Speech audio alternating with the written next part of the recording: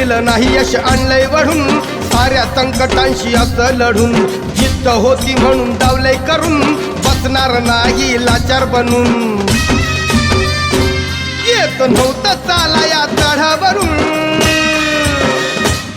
आता तू चालणार गडावरून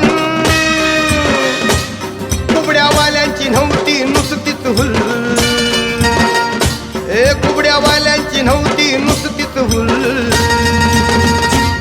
आम्ही ठरलोय यात सक्सेसफुल आम्ही ठरलोय यात सक्सेसफुल